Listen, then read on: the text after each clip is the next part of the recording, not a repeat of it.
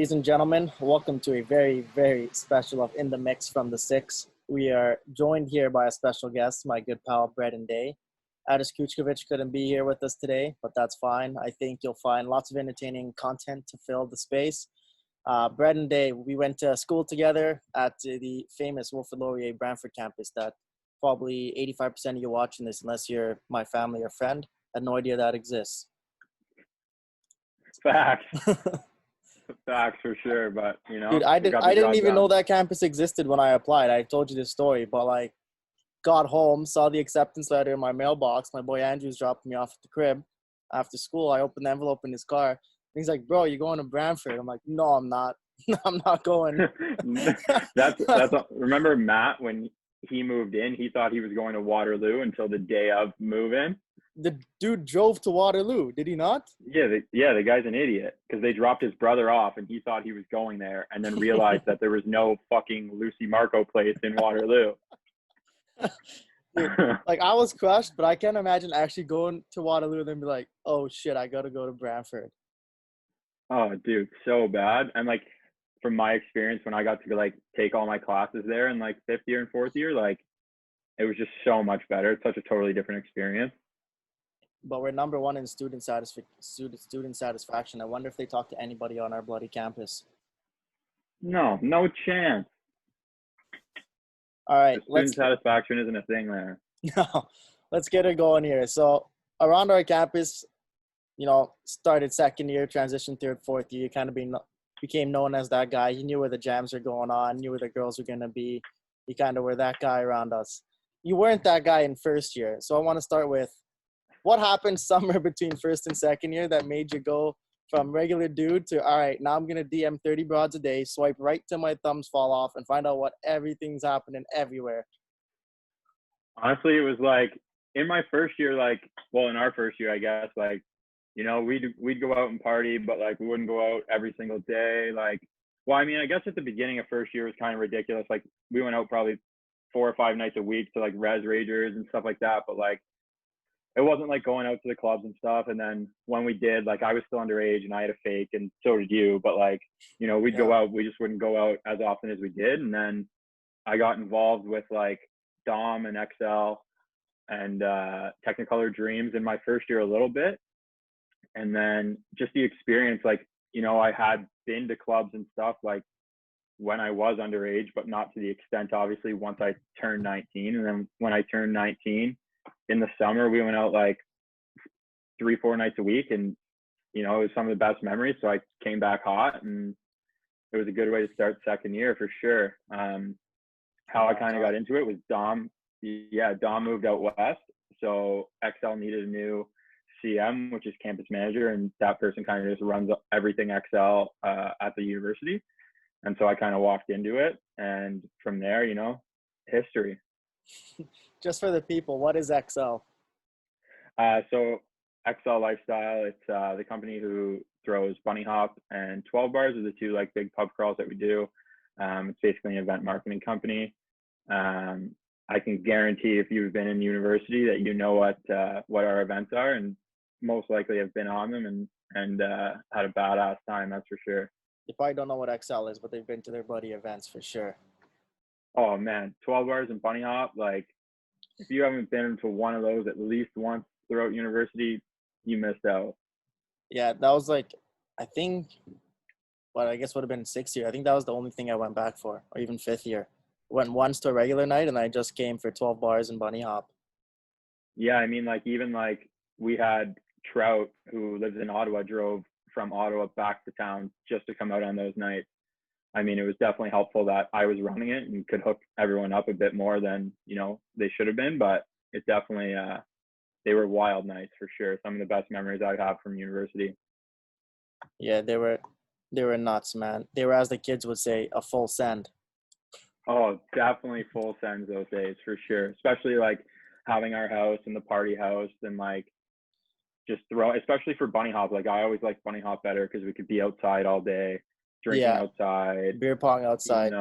Let's give the people a little breakdown of what our house was for the first half of second year when we moved in. So like they said, second year, It I was was the party not that guy. that Like that first semester was nuts, man. first semester was ridiculous, and like we didn't get in any trouble. Like the cops weren't called ever. And that first house party we ever threw was by far the biggest party that university's ever seen. Like Um, you couldn't walk around that house without stepping on somebody. Like from oh, dude, the bottom house was floor to the packed stairs to the bedrooms upstairs. everywhere. Out back was insane. Out front was nuts. And that party didn't even get shut down. And that, like I No, said, hands down, that has been the biggest party that university's ever seen. hey, legends. And then Um, that was like steady. And then like the best part was go to Envy on like a Saturday and it's shit. Okay, it's a party at 34 Nelson, and then just a rager happens out of nowhere. yeah, man, like that house was like, so like obviously we walked into that house by having Josh's brother lived there, who, you know, didn't end up living with us, and he's a bit of a pigeon, but Pigeon to say the least. You know my feelings towards that guy. yeah, you know, I kind of had to not get Yo, too you can. Hey, for vocal the there, viewers, you but can go find this guy on TikTok. I don't know what his name is, but his country music singing will have you feeling some type of way. yeah, I'm not sure what it is. I don't really support it too much, but it's on there. It's not very good, but you know, whatever. Yeah, so we ended up walking into the house, and apparently it was like this party house, and like when we started talking to Cody was his name, and then their other roommates, Rob, and I don't remember the other ones, but Yeah, they were like, yeah, like the landlord's super chill, like, you know, he doesn't come around much, blah blah blah, doesn't care about parties. So we're like, sick, like this is exactly what we want, because we yeah. want to go hard and throw ragers. So that first week, I think it was a Wednesday actually, because the Thursday would have been Envy. I'm pretty sure it was the Wednesday or the Friday, I can't remember, Yeah. but that place was, and I knew like all the older people, like, you know, the bartender who was in 50 or like, and then like everyone else from just, you know, Okay, hot hanging out shot. with her, hanging out with her, and then like hanging out with like those older people, and having like your boy Smythe and like all those upper people who I knew all came to our house with their friends.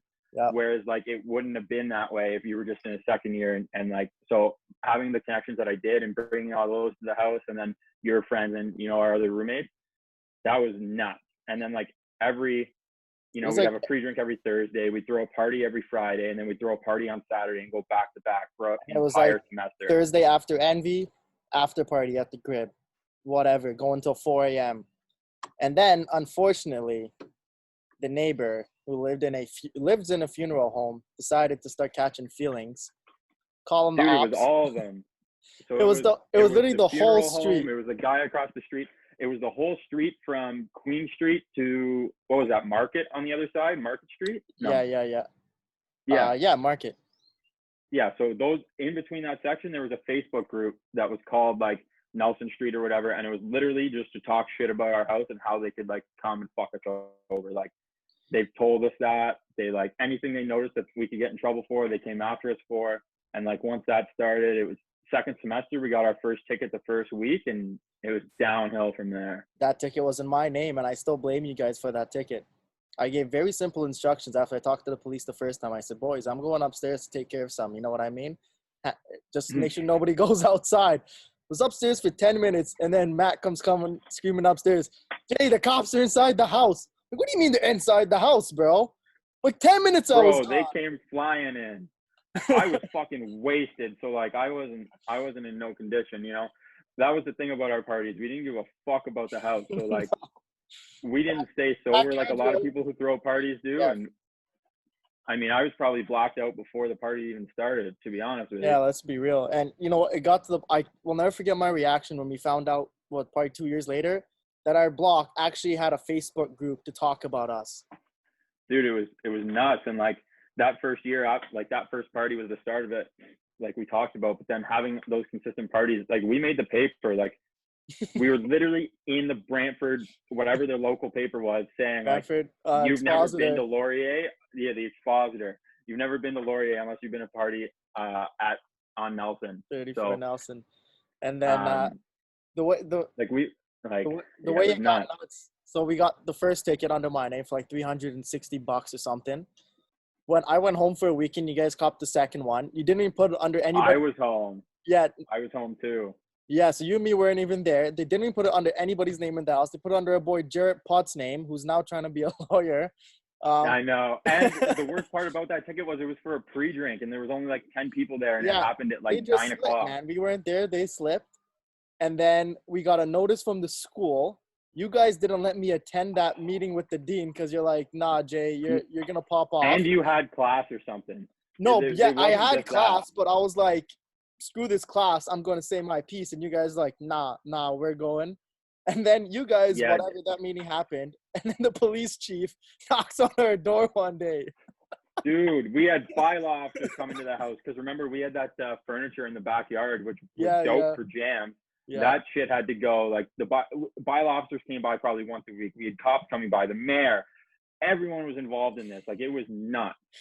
The police chief's the best though. He's like, listen, if a notice comes from your house across my desk one more time, I'm gonna lose my shit.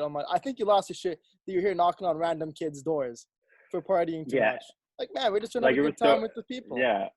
It was so funny too because I'm pretty sure it was like a week after the chief came, one of a different just cop came, and I remember him being like, "Listen, like I was the same way in university. Like I get it. Like I love to party, you know, do some stuff we shouldn't talk about, but like that was like who I was, and it's like, yo, you just gotta try to be respectful. Like obviously your neighbors are dickheads, and you're just not gonna get away with it."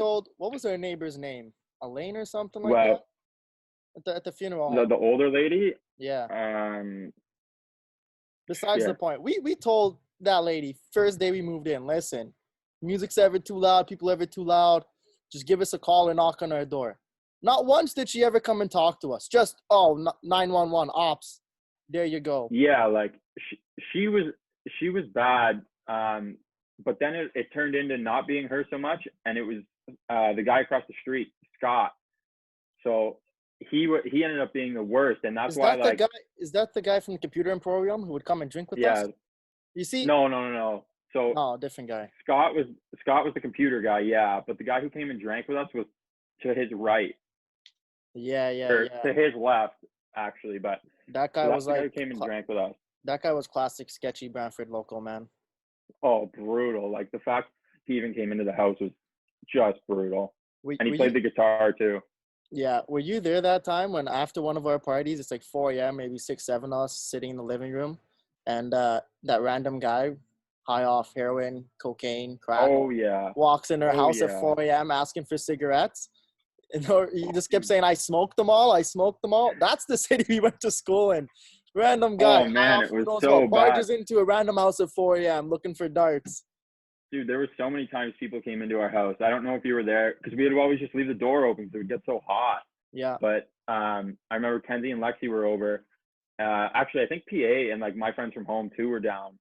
Yeah, they were. And so we had the door open. We were playing music, and this guy came in, and you know how Kenzie and Lexi were. They're like drunk, broad, talking to everyone. So this old guy came in. Yeah, you know, they definitely cut that part out of their lifestyles for sure. But this old guy came in, and Kenzie's giving him Coronas, and he's not leaving. And it was I recall. I was trying to put an end to this. I'm like, we got to stop providing this guy alcohol. Like, this is not cool. Facts, dude. It was brutal how many times people came in, and then like, yeah. And then we just had so many meetings with the dean, and like, it was chaos, bro. Every year I had to go. Literally every year. It started in first year, and then second year, third year, fourth year, and fifth year when I was there. We had to go meet with the dean, and slowly it would just chip off, and it was just Matt and I, and then it was just me. It was chaos. I can't remember that girl's name who was like the community outreach. She was good. She like kind of understood everything, but like I had a meeting with remember her first year. Yeah, no, she was nice. But first year when we first went, bro, me, Bully, and Matt, it was intimidating as hell because we walked in, they're like, okay, like, yeah, we got put in the boardroom, then cops came in, and it was fucked. So we didn't expect that at all.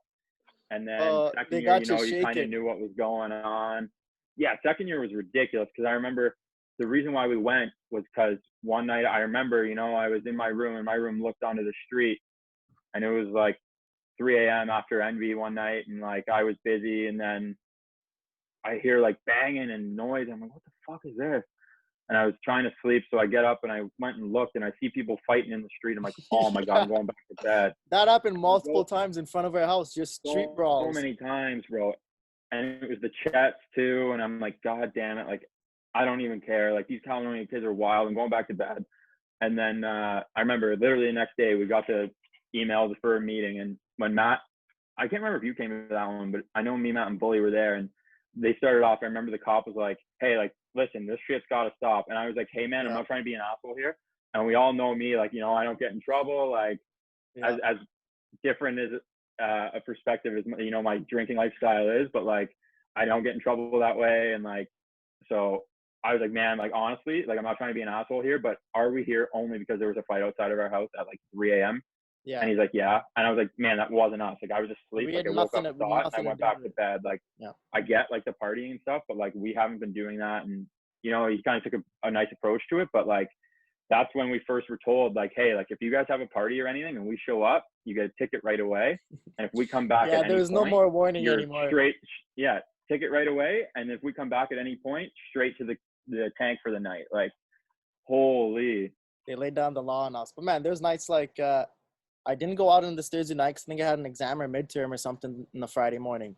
It's like 3 a.m. I just hear you barging up my stairs, drunk ass, screaming, "Jay, need you down here." I'm like, what the hell's going on? You're like, grab the bat. Guys followed me and this girl home.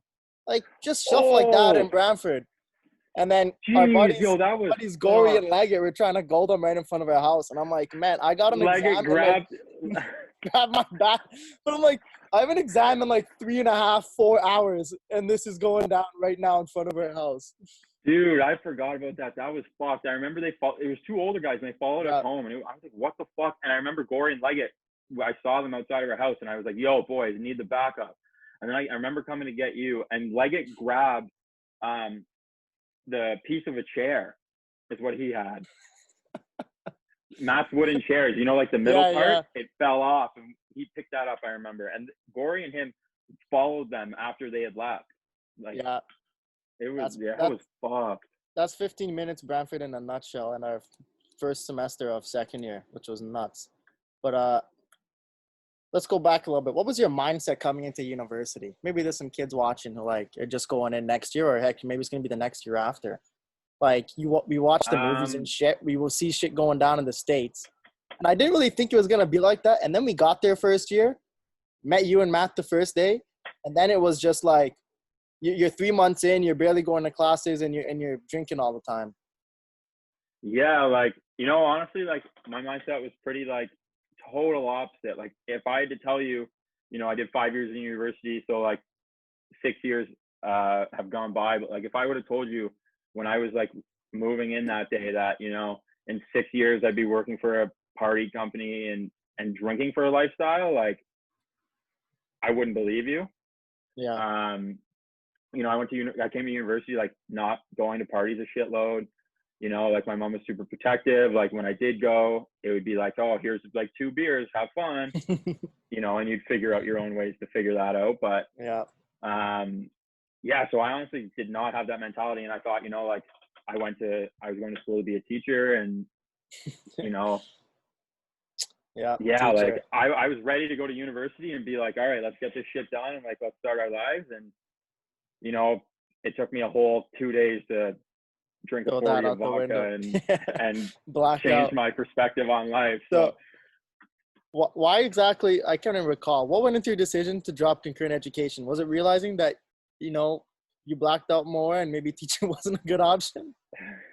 You know what it was?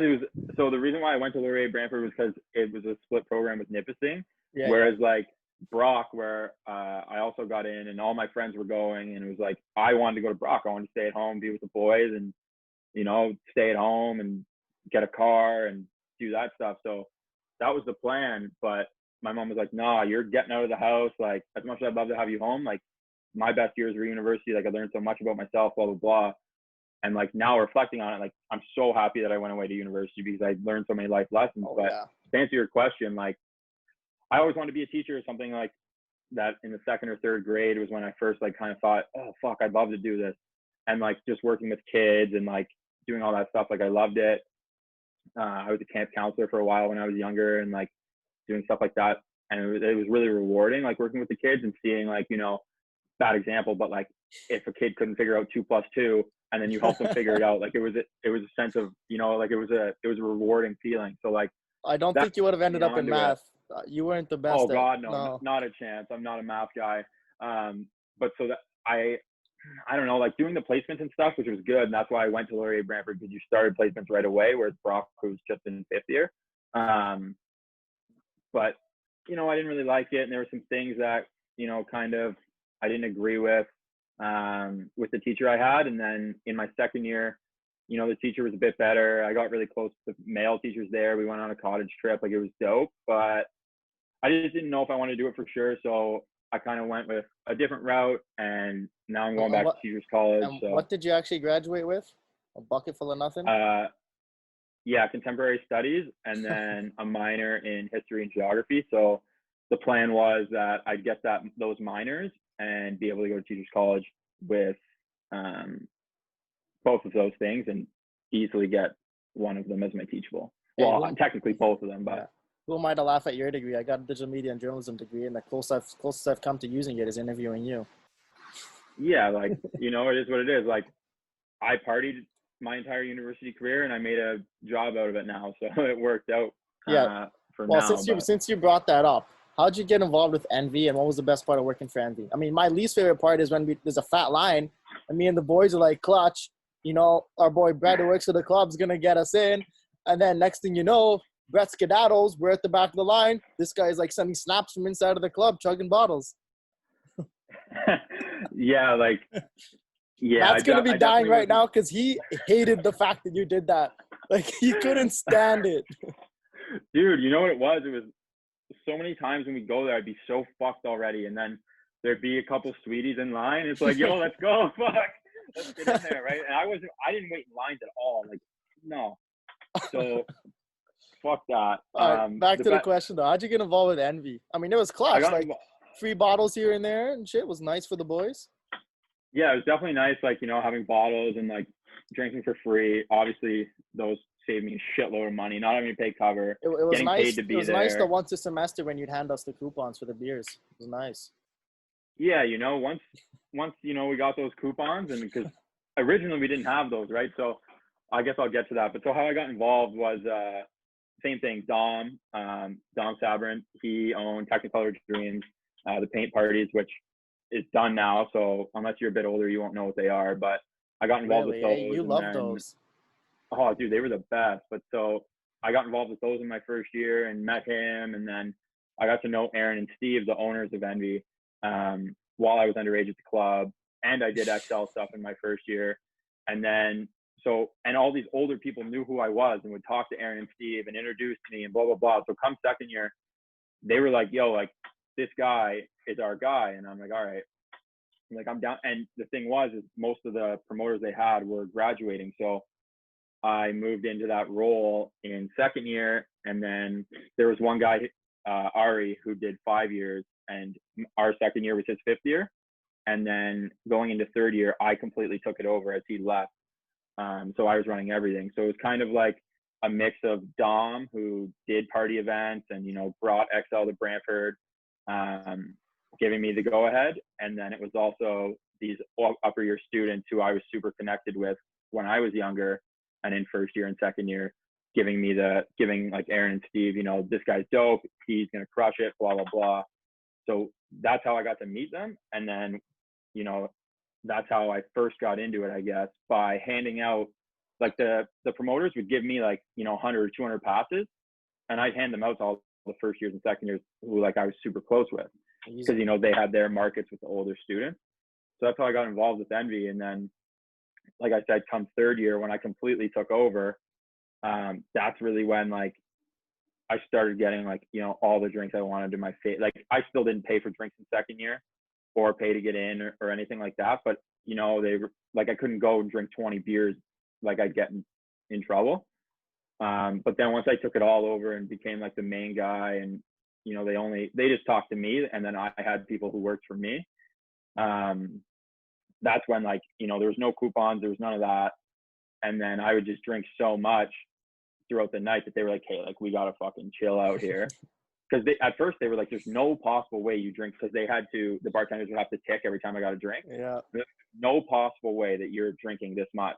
Like, did they not see you on stage? Of course you did.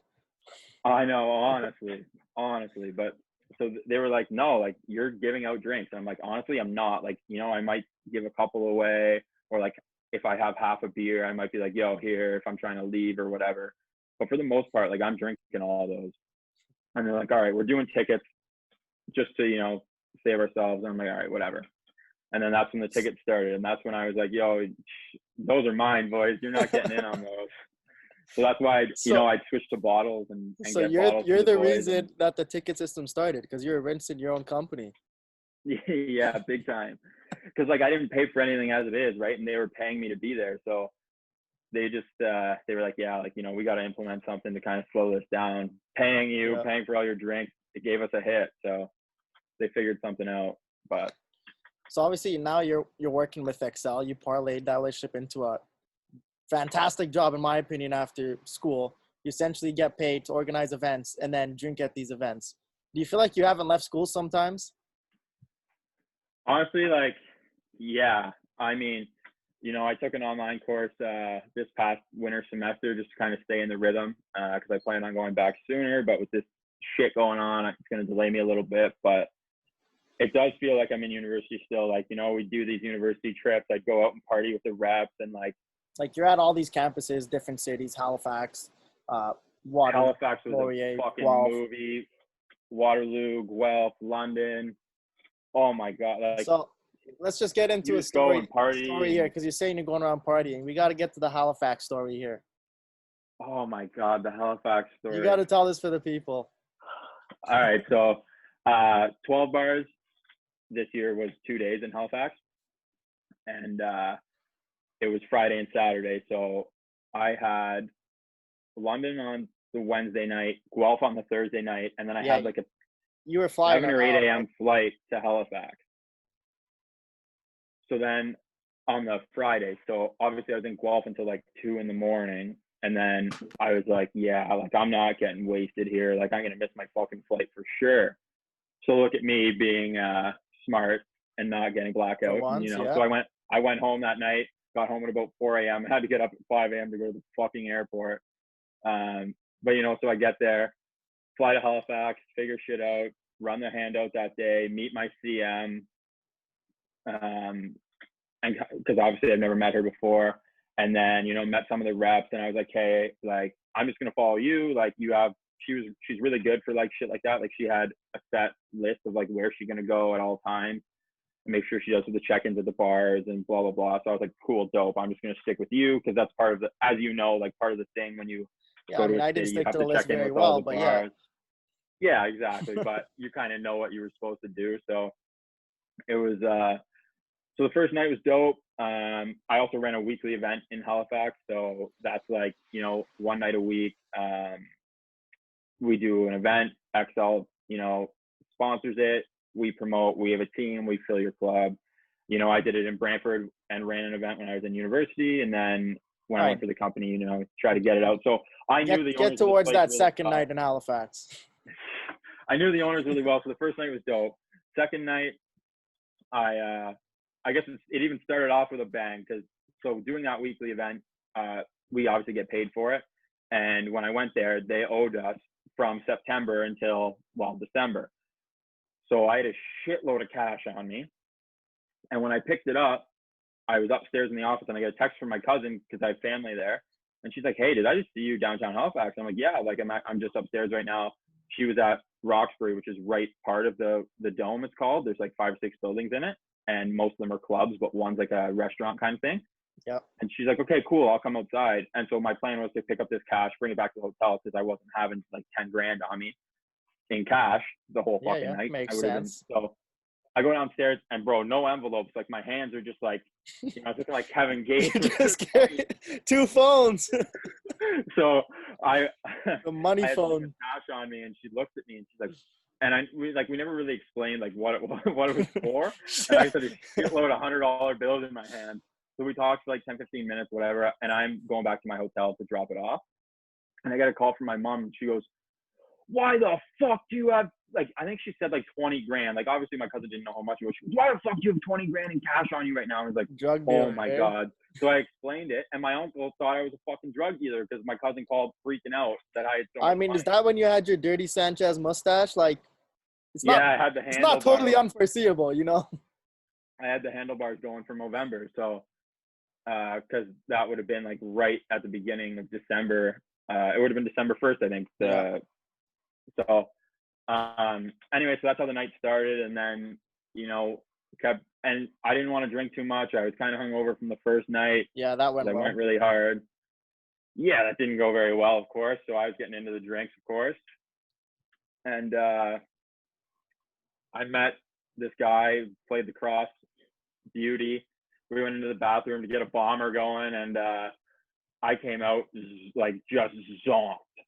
And then I don't remember shit, like not a thing. So then, the story came from the CM who I was with all night, and she said like, yeah, like you came out of that bathroom like completely fucked. And so what had happened, I figured it out. And I don't throw up when I drink, like never happens. Like I can count it on probably both of my hands how many times I've puked from drinking. Okay, yeah. Yeah, like it's not a very not often very thing. often. I've seen it happen, but it's not very often. Yeah, so you're not Matt and I pulling woke trigger up every morning. Yeah, like so I woke up and I was like, oh my God, and I was dead and there was puke on the ground, and I'm like, what the fuck? Well, the puke got cleaned up by someone, but it was just, I was like, oh my God, what's going on here? Like, what the fuck? So I called my CM. Back in your hotel room, right? Yeah, back in the hotel room. So I called my CM and I'm like, what the fuck happened last night? My phone was dead. The charger didn't work. I had to find some makeshift charger. Got it going. I got my phone. I'm like, what? I looked at the time. My flight in the morning, I think, was at like 9 a.m. It's like noon. Missed my flight. And then I get an alert on my phone saying your flight's delayed. So it got delayed until like 12:30 or something. I'm like, oh fuck. So I packed up my shit. I got my car was valeted. So I valeted it to the front.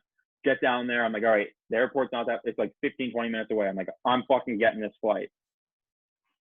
Oh, I'm on the phone with my CM at the time, and she's telling me like, you came out of that bathroom, I didn't even recognize, like you were fucked, and I just thought you were super drunk because like we've never partied like that. And she's like, I don't know how you went from not being like drunk to gone.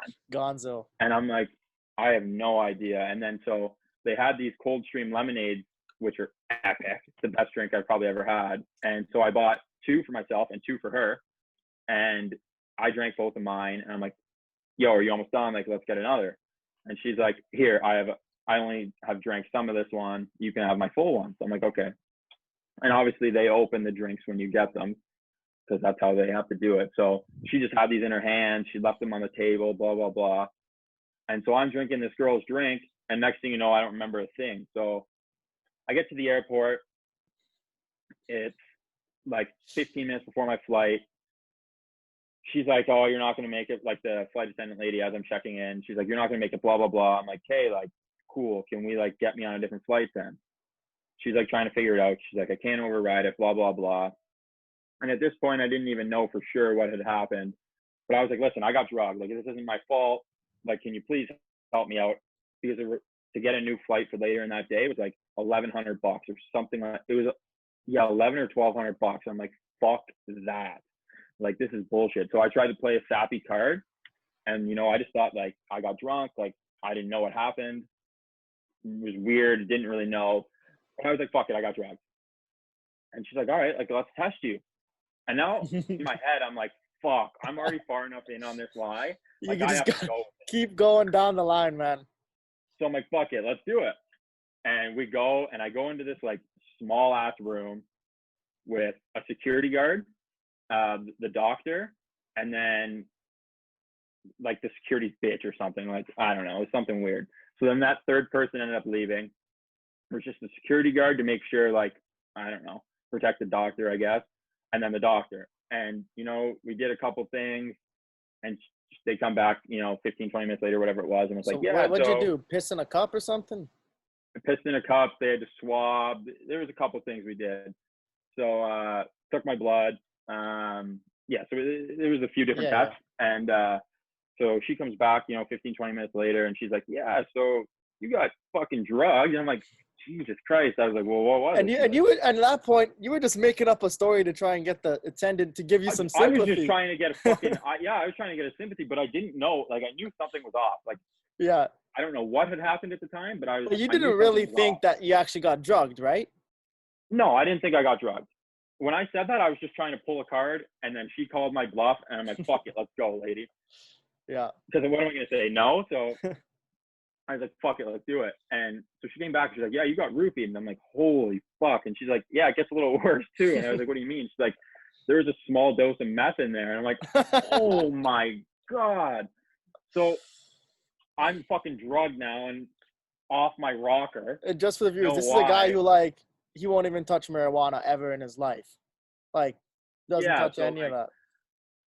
I'm super, like, I have an addictive personality. Like, as you can see with drinking, like, I started, I can't stop.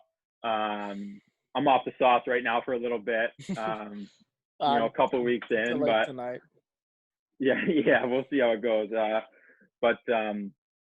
So I just avoid it. So I'm like, what the fuck? So now I'm freaking out, and I'm like, this is why I feel so shit. And like, I looked like a douchebag. Like, I had my hoodie on, my bomber jacket, hood up, sunglasses on, hat on, because I felt like shit. Like, I couldn't look at the light. Like, I felt awful. And I'm like, all right, cool. So then I go back to this attendant. They walk me back, explain it. She's like, listen, we still can't do shit for you. I'm like, oh my God. After all this, she's like, no, can't do it.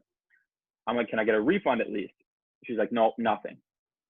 She's like, it's either $1,200 or you go to a different airline or whatever it was. I can't remember. And I'm like, all right, fuck this. I'm like, is there a cheap airline? Like, listen, help me out. She's like, yeah, I'd go to Porter. It's like, you know, you're going to get the best bang for your buck. I'm like, I want a direct flight. I don't want none of this la shit. I don't want to stop anywhere. Direct flight, cheapest flight. She's like, yeah, go to Porter. So I go there, and I'm still a little bit out of it. I'm like, all right, listen, I want a flight home ASAP. She's like, all right, I got you. So, you know, I checked my bag, whatever. It was like $500, $400, something like that. And I'm pissed off because I just had to soak this fucking flight because I missed mine. And then, you know, I wasn't going to tell the boys because I was like, fuck, this is my first, like, you know, I've worked with the company for like 7 years or 5 years, 6 years, but this was my first one, like, in the office, like, full-time employee. They send you out to represent the brand. Guy gets and I get kicked out of a club the first night, and then I get roofied. Like, so I'm like, fuck. I wasn't going to tell the boys. Obviously, I tell, like, you know, Dave, who worked for the company at the time, is like one of my best friends. I told him right away, but whatever. So I go back and I sit down and I call Janessa, who was the CM, and I was like, well, I figured out what the fuck happened. And she goes, oh my God, you know what it must have been? It was like someone probably tried to give it to me, because that shit happens all the time, she said, at that place. And I gave you my drink because I left it on the table and stuff. And it would make sense that, you know, by the time you came out of the bathroom, you were just fucking murked. Yeah. So that's what, you know, what we think happened. And it was definitely wild. Like, I mean, and so I get this flight home, and I'm talking, this lady sitting beside me, and she's going off about Trump and Trudeau, how he's the greatest gift to Earth. And I'm like, oh my God, listen, you can't hate Trump and hate or love Trudeau. We're going to get in an argument. Like, this is just not good. And I'm like dying here. Just for clarity, you're not a JT fan? I'm kind of in the middle. All right, proceed. I'm kind of in the middle. Yeah, politics. I don't know. Yeah, he's paying my checks right now, so I got no beef with the guy. Yeah, you know, he's doing all right. I think, like, if I had to pick right now who's doing the best out of, like, Canada, it would be Ford. He's killing it. That being said, if you take Ford out of COVID, with this whole teacher shit, I just can't support him. No, and all the other shit he's doing. Like, he started off real nice with COVID. He's kind of digressed, but, like, his rating was very low until COVID came, and he started taking some action. 100%. Where were we, though? But, yeah, so. People are not going to listen to our politics views. I get on this flight, and this lady, yeah, so she's going off about that. And I'm like, oh, my God. And then I find out that she was in his cabinet, so that's why she was going off about Trudeau. And then she's telling me, like, what do you do? Like, you know, why are you here? So I explained to her, like, I run this pub crawl, blah, blah, blah, blah. She goes, oh, do you, like, give out T-shirts and stuff for that? I'm like, yeah, like, that's part of the thing, like, the signature T-shirt that we do. And, you know, people, like, cut it up and stuff like that. Like, usually the girls cut it up. Guys will cut their sleeves off or whatever, try to think they're big. But she's like, oh, my God, my daughter did that, I think. And I'm like, yeah, like, honestly, if it was last night or the night before. Don't tell me that's your CM's mother. No. Oh, but, so she's like, yeah. That would have been the best part of the story. Oh, that would have been awkward after that weekend. But so, yeah, so I'm like, listen, like, let's go. And she's like, yeah, my daughter did it. And I'm like, oh, shit, really? And she's like, yeah, she cut her shirt. You should have seen it. And I'm like, oh yeah, like, whatever. And she's like, she looked like such a whore. And I'm like, oh my God, I couldn't believe this lady just said that. And then she's going off about how her and her friends were like super skimpy, like shirts showing too much. I'm like, all right, lady, I got enough of this. They come around, free booze on this flight. And normally I'd be like, let's get fucking wasted. I couldn't even like think of it. Like I was dying. And then next thing I know, we land in Ottawa. I'm like, what the fuck? Why? What? I'm ready to stand up. Like the plane landed. I'm like, fucking rights. Let's go. I'm home. Hold on. Before you stand up and they're like- continue, what kind of bootleg plane were you on where it doesn't show you the map of where you're currently in the air? Bro, this was a small ass plane. It was like 2-seaters, maybe like 50 people on the plane. All right. So there was no TV, no nothing on these things. It was just some cheap ass, free booze though. Got to give it to them. But so we land and I'm standing up, like grabbing my bag out of the top. And they're like, yeah, everyone going to Toronto, please stay on the flight. You can't get off. We're just going to make this quick. And I'm like, what the fuck? I didn't know they did that. In Ottawa. Yeah, it was nonsense. And to make it worse, we got delayed when we were there. So my ass wanted to walk around, like, let me go in the terminal and just chill out, like get some air because I'm dying. And they're like, no, we ended up being there for like an hour and a half. I ended up getting home. I was supposed to get home if I got my flight, even if it was delayed at like 2:00. I think I ended up getting to Billy Bishop because that's where this smaller plane went at like 8:00 at night. Like it was brutal. Yeah, Halifax definitely fucking crippled me, that's for sure. I remember laughing my ass off when you were texting me telling me what happened. I was like, this is awesome. This guy got roofied. Oh, I'm like, you know what? dude, it was fucked. A little bit of karma maybe, but just like how many parties you go to, I'm surprised it took that long. I don't know about karma is the right word to use with roofies, but... No, not that you would ever roofie a girl, but not like you're a saint, That's fucked, but... yeah, dude, like... And like to this day, like I've told my aunt, my cousin knows, but like if my mom ever found out that story, I would have had to quit on the spot. So she's just telling me like, I'm not even going to get your mom's view on this podcast now? Jesus Christ. I'll tell her to skip this part maybe. Or maybe, who knows, she'll find out. Yeah. Fuck. All right, what else we got here?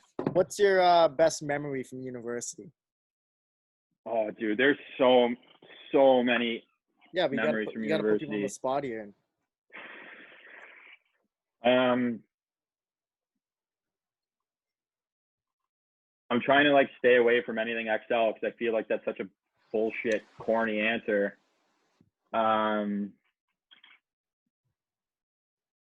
right, we can honestly, like I think like if I had to pick what, maybe not my favorite experience, but like what I've gained from university would definitely be like, the friends and life skills that I've learned by going out on my own and living on my own with the boys. Answer. But honestly though, like living with the boys, like obviously we can't do that now and it's just not the same. Like those are the best years. And like I couldn't fucking cook when I went to university. As you know, like I'd get the girls to come down and cook for me and I'd give them food. Like that took like 6 months of first year before they started teaching me it, and then I slowly like I couldn't do shit, right? Hey, it was like, nice Mar did first my laundry, year. First year was nice. Mark cooking you a dinner, just stroll across the hall. What we eating tonight? Yeah, like it was dope. Like Mark cooked for me. Mark did my fucking laundry. Like it was epic. Even when I moved out in first year, when you had to clean your res room because Con Ed kids had to stay for that extra week to do placement. Yeah. Well, I was the first one gone. Like, see ya. I'm going out this city. We lost Luke and Bill, and then Matt had obviously left. Luke and Bill. I saw a picture of them earlier. Oh my God, yeah. So Matt obviously left, and I was by myself in this apartment, and we had to clean up, and I got Jess from the first floor to come up and clean my whole apartment, so I didn't have to Jess do anything. did that. We're not gonna get into her, but like the fact that she actually did it boggles my mind. Oh, dude, the shit that I put those girls through. Remember when we the fucking went clock? through the yeah, that's a funny one too. But remember when the lighter and spray, and we went to their fucking thing and set it off. The things you do under the influence. But that alarm clock, man, it's like gotta be like 7 a.m. after a night out. Just hear something like, I'm like, where is this coming from? And I just hear this blaring. I'm like, nope, not in my apartment. Open the door. I'm like, it's in the hallway. Go to your apartment. Open the door. Matt's going nuts too, and it's in your bedroom.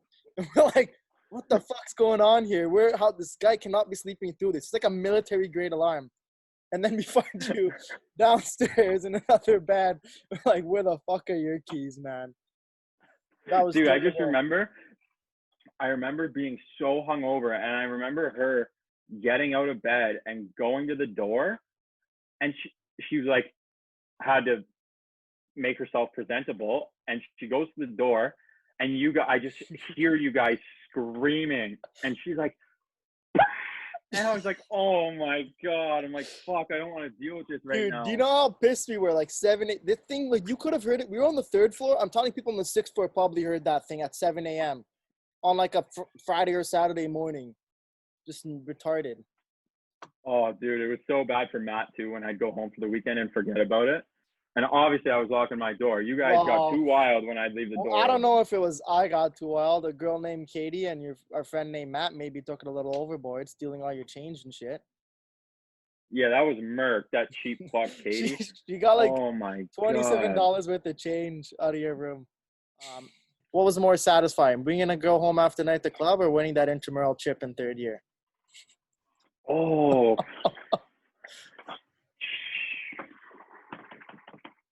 I guess that would depend on the bird. Fair enough. Depends on the night it was. Honestly, yeah, it definitely depends. But, you know, that was like something that that was even if was like reoccurring. That intramural chip, you know, you went out with the boys. We went and got fucked after. I mean, I probably did have something a little later too. So I'm going to go with that night for sure. Yeah, the thing is, like, 4th year we made the finals, we lost. But even if we won, like, 3rd year was the squad. Like, we had only 8 or 9 players on our team, and it was just the boys. And, like, there's no other. It was literally the boys and then those 2 shitty kids. And, like, we just didn't play them. We sat them on the bench. We wouldn't play them, and they didn't. They started not showing up because they got the message. But, like, yo, you can't skate. You can't skate. Fact. And, like, you know, I wasn't a stallion or anything, but you know, you just put the work in. You lose a couple teeth. Yeah, you know. Actually, I found that picture earlier without your fucking front chiclet.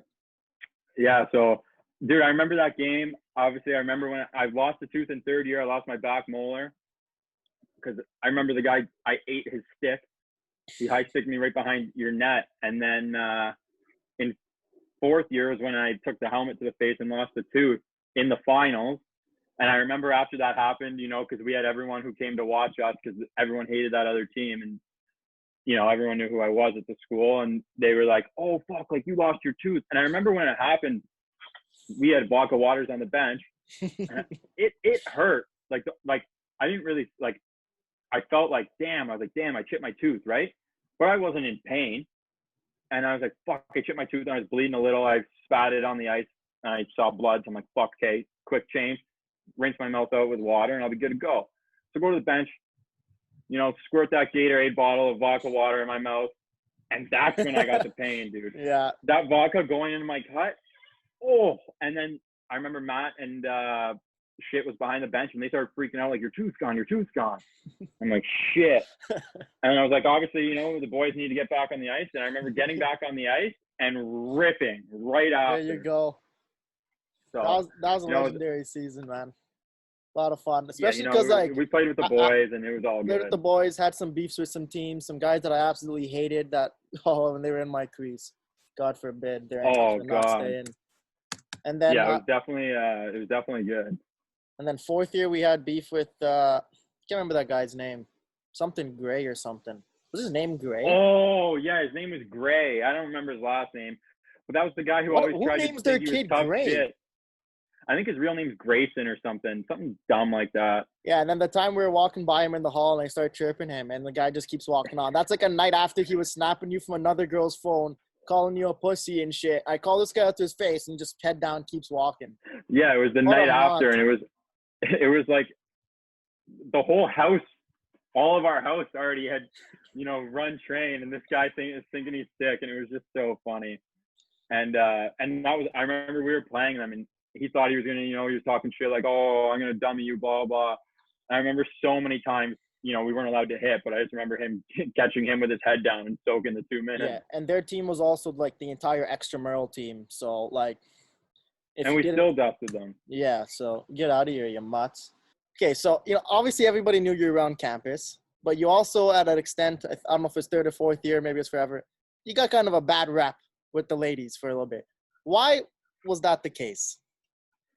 Yeah, so I mean, all of us on Nelson who hung out, like, me, you, Tommy, Bully, Breton, Matt, when Yik Yak and Chatter, whatever the other one was, same shit, that anonymous bullshit where you could post.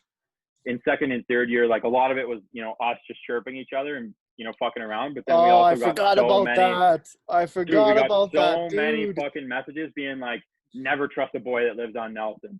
Yeah. Like, just the worst shit you could think about was coming at us. And, everyone knew me because, I was with the club. Like, I ran the events. Like, that's who I was.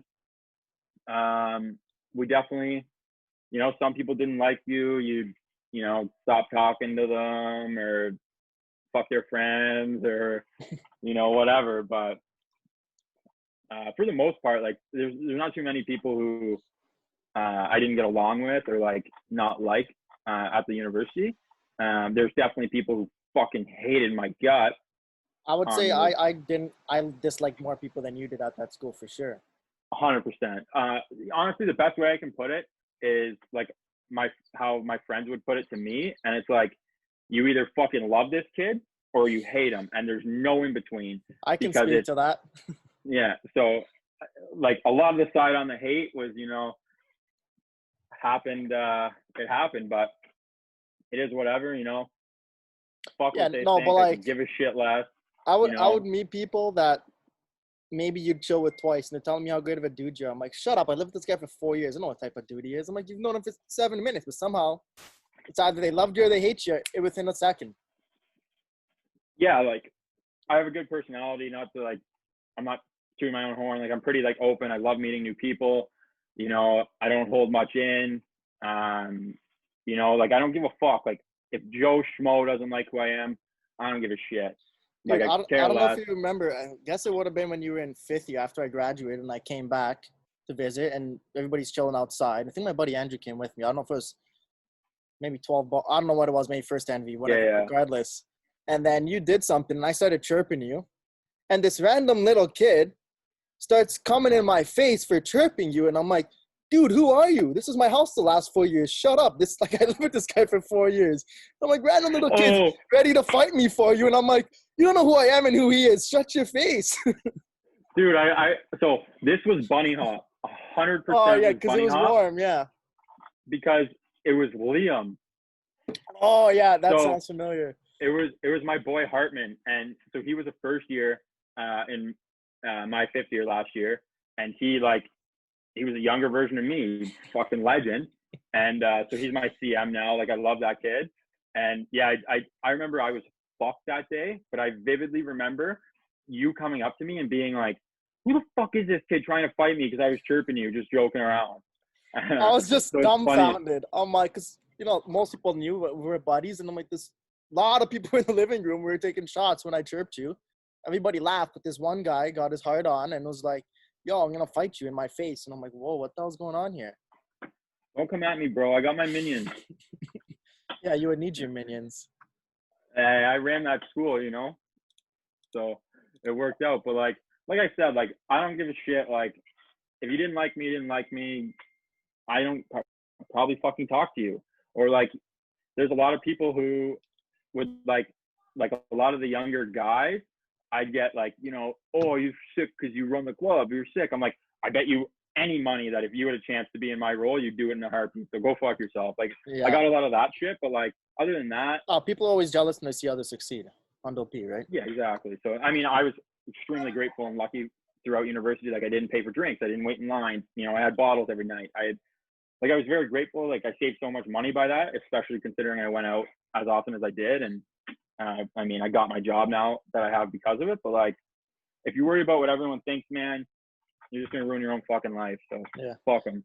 All right. Couple topics before we get to the last segment. Number one, I think we discussed this before, but why did you always refuse to go to a girl's place? Oh, bro, Like fuck you that. would never go.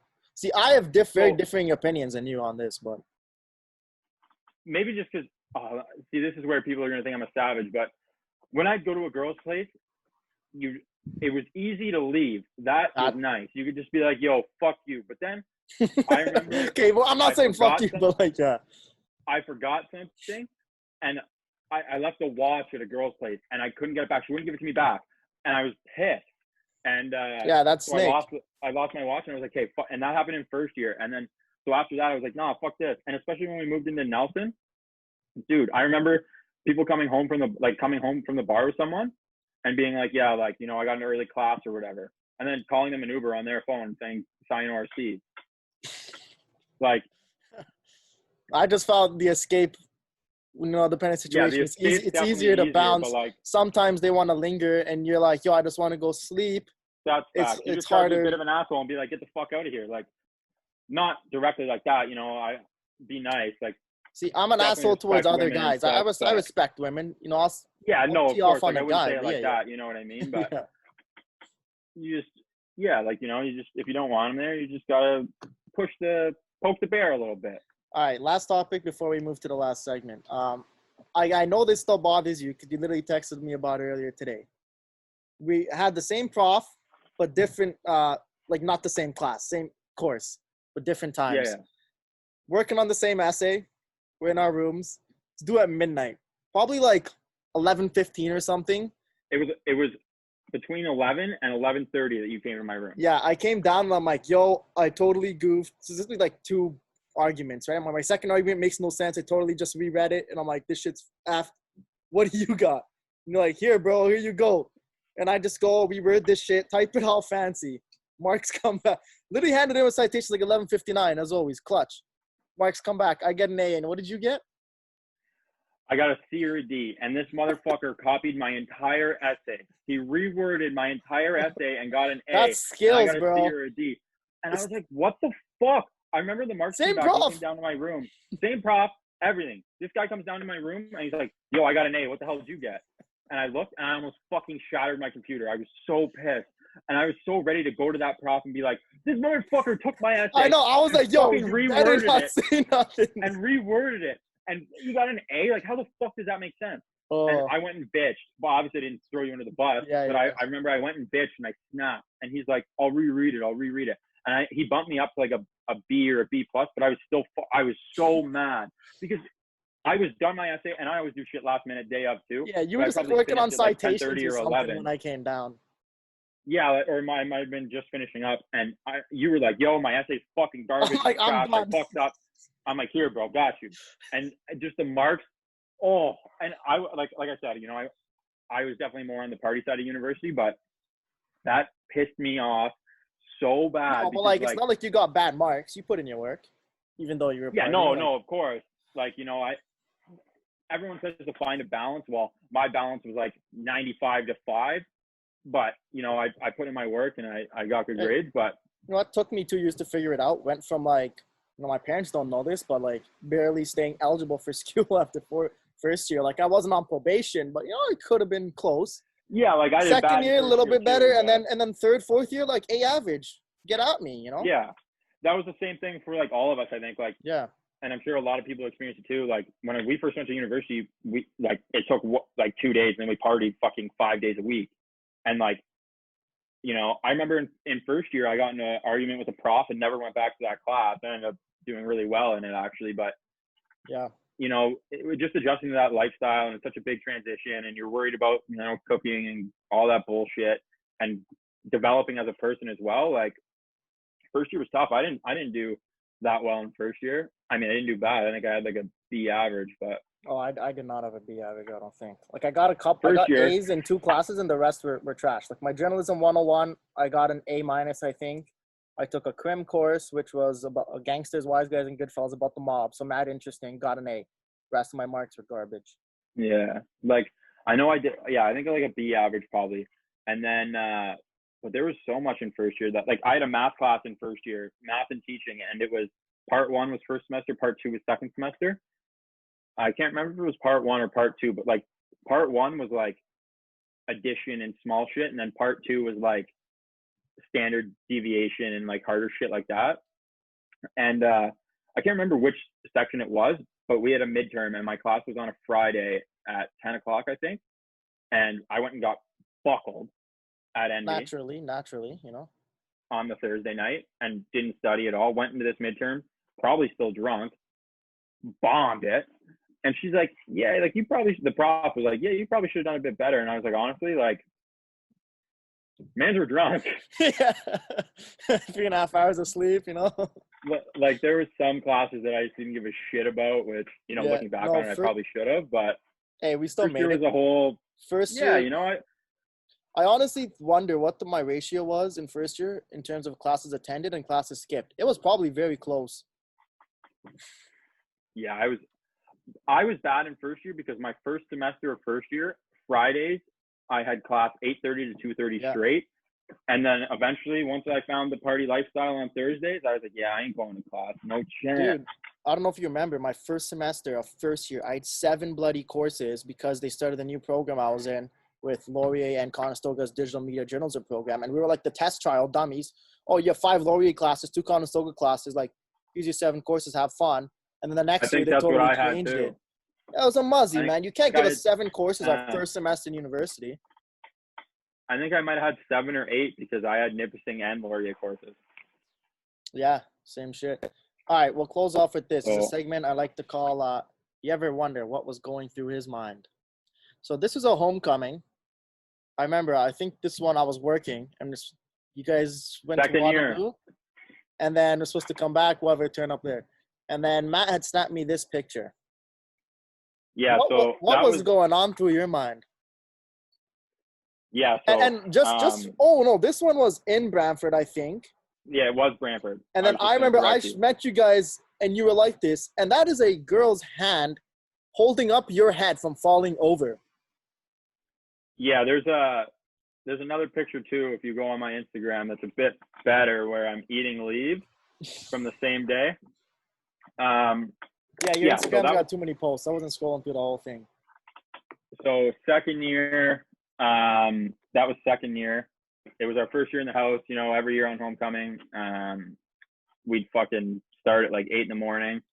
And that was when 4 locals were still in Canada, and that was my shit. Yeah. And I remember shotgunning a couple 4 locals. We went to that party was at 70 Pearl. We went there. They had a Texas Mickey. It was girls who were we were in second year, so they were in third year, who I knew really well, and they had Texas Mickeys and were giving me shots, and I was so fucked up. And then, yeah, that was probably at like noon. I was eating leaves and passed out. And then I woke up at like right before Envy with a broken bed and a couple people in it. And I remember getting to that party, and I'm talking to people for a while, and then I see Matt with your channel. I'm like, oh, where's Bret? And he starts laughing. He's like, go inside. And you're just passed out, girls holding your head up. I'm like, geez, this guy had a fun afternoon. But we'll get to the next one. Hey, man, you just got to get the right people, you know? Yeah. These birds, they take care of you. Yeah. So this is something I never understood about you. What appeals you about having paint shot into your mouth? Like, what is going on through your mind? Honestly, like, I was probably pretty hammered.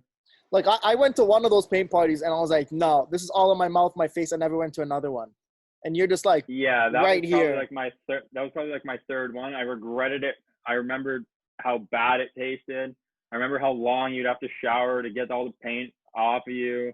And then the goddamn shower was covered in paint for like days until you scrubbed it. Yeah, those things, I mean, there's a reason why they probably aren't so popular anymore, but I can't tell you what the hell was going on in my head for that. All right, this one's first year. It's not that bad. It's just, I think my face says it. What the hell were you doing with your hair? I don't even know. I think you guys tried to gel my hair or something straight up. I don't really remember what was going on, but I think that there's a shitload of product in my hair with how shiny it looks. Yeah, and what comes to your mind when you see your body imprint in the wall? Because you got bodied. Well, I mean, I just didn't think of a scrawny-ass toothpick that probably weighed 12 pounds soaking wet Oh, yeah, It like hit me so 140 hard. max when I came to university, 135 maybe even. Hey, Yeah, listen. hey, I mean, it We're, cost us a couple $100, but it was a good memory, so fuck it. yeah, so we're playing mini sticks in the residence as, such a smart idea. This guy starts cross-checking me, give him a couple 180s. Then I got to the point where I was so cheesed, and I'm like, dude, don't do it again. I swear to God. He did it again. Man went through the wall. And then as soon as it Yeah, well, happened, like, we're like, no. Like, and such I a bad remember, like, move. I was going face first into that wall. You crushed me right from my back, Yeah. and I had to turn because otherwise I was going to eat it. Yeah, but that would have been Oh, legendary yeah. if your head went through that drywall. So what did that cost us? Like 150 each or something like that? And we almost got away with it, but our Don Yeah, swooped over. yeah, she shafted us. Like I had I my think it was cousin like called. 175 or something. My cousin called. He was ready to just roll through and like fix that, and they never would have known. Somebody tells her Don. She tells her boyfriend, "We're done. Get called down." Ryan told the Don. Ryan, what a guy. We had some fishy roommates. Not that Ryan was fishy, but man, in our time, we had some fishy roommates. Oh, God, don't even get me started. Where shall we go next? This is a legendary night. You know what I remember most about this? I won't obviously I know exactly what you're going to say. obviously our I know friend was in the exactly what hospital. you're going to Don't worry, say. it was nothing too bad. She just drank a little too much. Would you want to tell a story about you eating shit or me? Yeah, so that's where I was going with that. I knew you were bringing that up, but there's two things from that night that were fucking hilarious. So that was, we get the call. I'll just explain it. So we get the call. I'm pretty sure we were out, like, or somewhere. No, totally. We were drinking. You guys were drinking. I think I had a late lecture that I actually stayed at because there's probably some test or something. And then I had showed up, maybe had one beer, and then we were upstairs and drinking in their room. And then you're right. Yeah. And then I carried her downstairs with Jenna and put them in the cab. That's what it was. So we put them in the cab. We go back upstairs, get anything that we needed, change or whatever, and we're hustling. We're like, fuck, we got to get there. This is in the middle of winter. I'm like behind. I think I must have been at my truck, and you're running to me or something. Yeah. Oh yeah, you're right. I think I forgot my phone inside actually. Yeah, you went back up or something like that, and I went back up, and Jay's in his truck, and so it's winter, like ground's in snow, and at the back of our res there was like parking, and the like parking stopper things. So there's a big cement block essentially, and I'm trying to hustle up, not make them wait, and so I'm doing like a heavy jog, light sprint kind of action, and my toe picks. I thought it was just snow, and my toe picks the top of the cement thing, and I Superman across the gravel to start the trip to the hospital. I can picture it so clear as day. I'm sitting in my truck, just waiting for you, and then boom, Superman fly, smack on the pavement. I've never seen somebody eat shit like that so much, except for maybe the other time you did, which I'll show the video shortly. Oh man, you had a couple good falls. Oh dude, I'm clumsy as shit. I always hurt myself. I stub my toe ridiculous amounts. Always. But then, so we get to the hospital. Yeah, what was the second and we're thing? chilling. We're chilling there with her and her and her friend. And then you and I are chilling there. And the doctor was brown. And she had a famous saying that she would say all the time. And she was out of it, didn't understand. And he's like, all right, I'll come check on you in a little bit. We can't do anything else, blah, blah, blah. Hopefully we can release you soon. And she's like, all right, peace in the Middle East. And we're like, oh my God. We're like, did this girl just say that right now? Oh, she was so gone. That was awesome. That was fucked. And I totally forgot about peace in the Middle East. Yeah, so there was that. And then there was also, we didn't want to pay for parking. So I got out and went around and opened the gate so we could pull out without having to pay. Yeah, I was not soaking that. It was like, dude, it was like 30 bones or something. Yeah, listen, I wasn't paying $30 just to be a good guy. All right, we're winding down here. You had a couple interesting, maybe some people call them legendary Halloween costumes over the years. Now, oh, fuck. This one is probably my favorite, Fallopian Swim Team. But then... I actually have that shirt still around. There's this one, and I just want to know again, what was going on through your mind and how did this even come about? Obviously, I was not involved. I never would have done anything like this. that I story. totally forgot so about that's- that until I saw those. Yeah, so that's Tommy and Breton had those, and that was the same year actually. So Envy was the only time Envy was busy on Saturdays was on Halloween and St. Patty's, and a few other times once we got older because that side of it died. But that was Halloween. So Thursday I was the swim team, and Saturday we were like, oh, we don't want to go with the same thing. And I was like, fuck it, I don't care, fuck that. I'm getting drunk. I don't give a shit. And then Bully, one of our roommates, was like, yo, let's just go to the store. Like Tommy and Braden got these things. Like, let's fucking, if they have them, let's do it. The only side, so this is a woman's costume. It was a romper. And the only sizes left were small, medium, extra small, small. You're not a very 6'3". small guy, yeah. So I'm like, I'm not doing that. Fuck that. Bully puts on, and he's a short guy. He puts on the small, medium, and like, he barely got it. Like, it was tight on him. Yeah, but he was wide. He was short, but he's very wide. Yeah, but I mean, like, it was short on him too. Yeah. And like, I'm much taller than him. So, yeah, he was wide. So the top was also tight. But then we're like, fuck it, let's just try it. Whatever, it'll be jokes. And there's no pockets obviously on it. Nothing. That thing was so short. And I still have it laying around, but that's how it started. Tommy and Braden had bought it as a sexy costume, and then we thought it'd be funny. It was like 50% off because it was like 2 days after Halloween that we got it or something, and it was so tight. And I remember like I didn't have a place for my phone, I didn't have a place for my keys, I didn't have a place for anything. You couldn't put it anywhere, so I had to wear compression shorts underneath the costume. And if I had the compression shorts were probably 3/4 revealed because of the costume was so short. So I had to roll these things up. And that's where, like, in the rolls is where I put my phone. And I put I didn't need my wallet because I didn't get ID'd at the club. But my phone and my keys were rolled up in my pockets, in my compression shorts like that. It was a crazy idea. I don't know what went on with it. But you know what happened? I remember seeing you guys, and I was just like, I can't believe I'm actually friends with some of these guys.